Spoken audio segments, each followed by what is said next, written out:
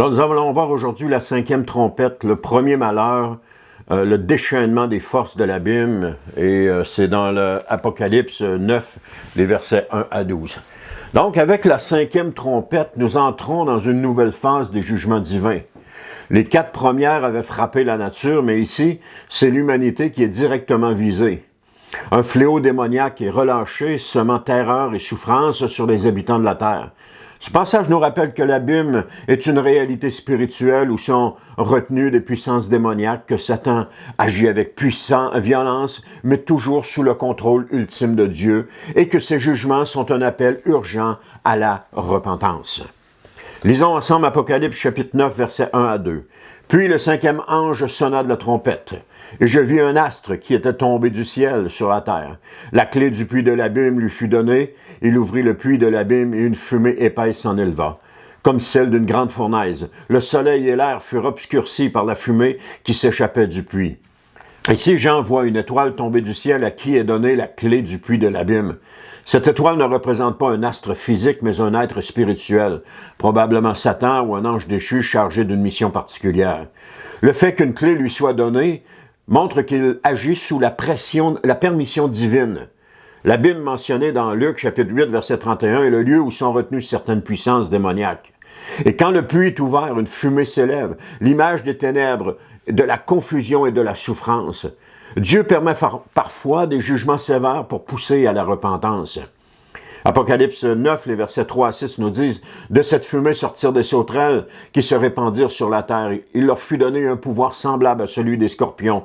Elles reçurent l'ordre de ne pas faire de mal à l'herbe de la terre, ni à aucune plante verte, ni à aucun arbre, mais de s'attaquer seulement aux hommes qui ne portent pas le sceau de Dieu sur leur front.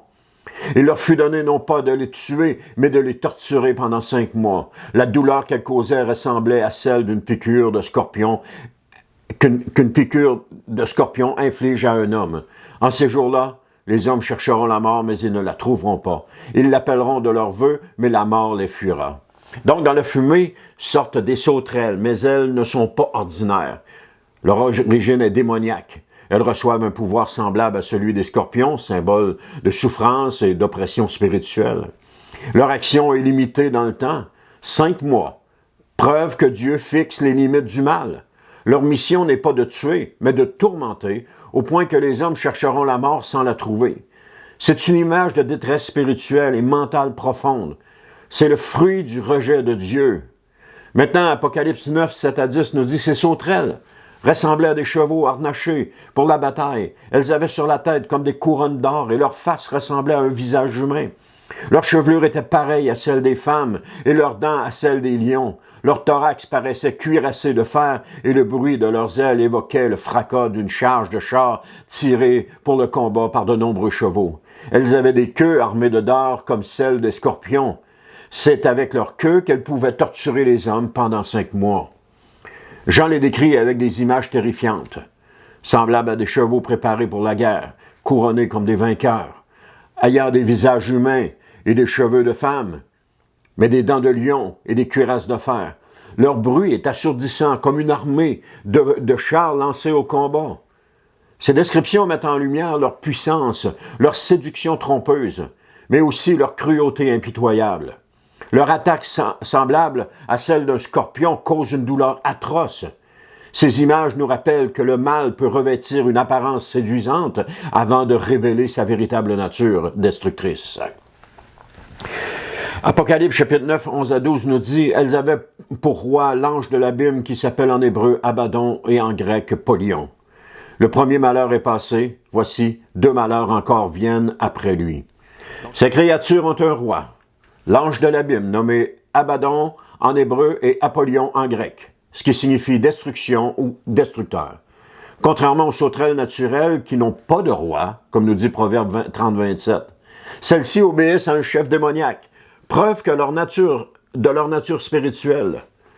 Donc, ce que ça nous montre, c'est que ce passage ne peut pas être pris au sens littéral, mais qui doit être considéré au sens spirituel. Et le texte conclut. Le premier malheur est passé, encore 2 malheurs après cela. Ce n'est donc que le début.